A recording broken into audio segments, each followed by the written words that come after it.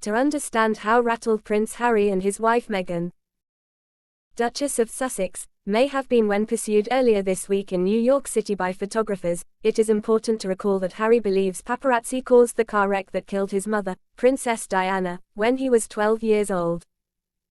Everything flows from that event and from Harry's stated fear of history repeating itself, for himself, his wife and children.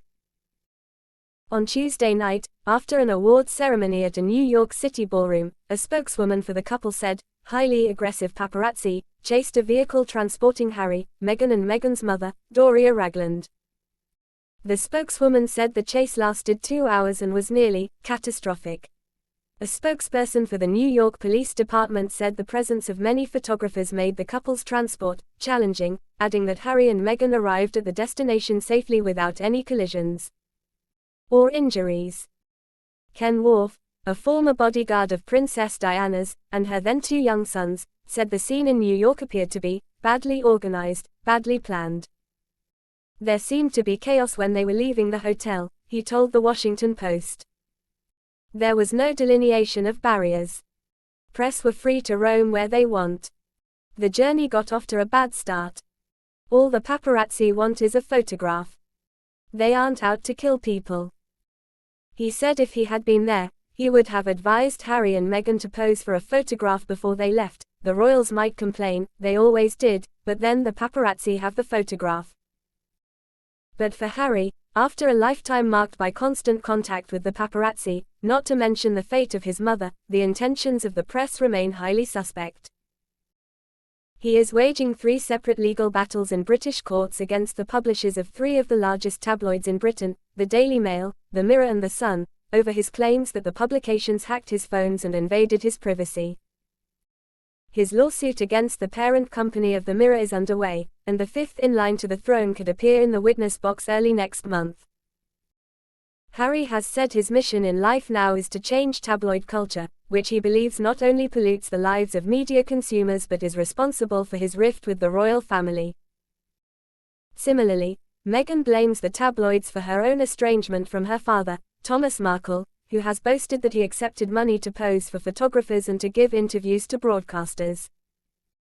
Meghan sued the Mail on Sunday for invasion of privacy and copyright infringement following articles published in 2019 that featured extensive segments from a 5-page handwritten letter she wrote to her father.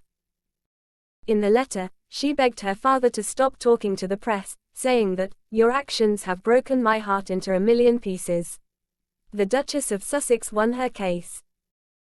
Harry doesn't just dislike the press. He loathes its members, a hatred born with the death of his mother and fueled since then by what he considers harassment, with racist overtones, in the coverage of his wife.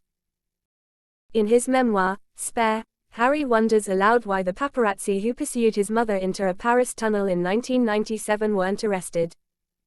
Why were those paps not more roundly blamed? He asks.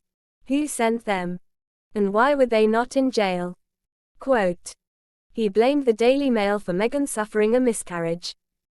He said the British tabloids illegally gathered information on him and ruined his relationship with previous girlfriends. And Harry is determined to do something about it.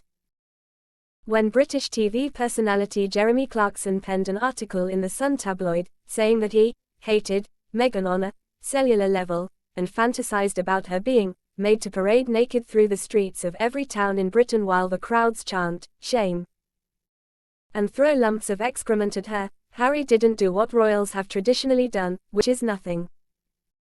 He publicly called out Clarkson, describing the piece as hurtful and cruel. The British public largely backed the prince. The Sun withdrew the column, a response that appears unprecedented. For more, subscribe to 24 Hour News.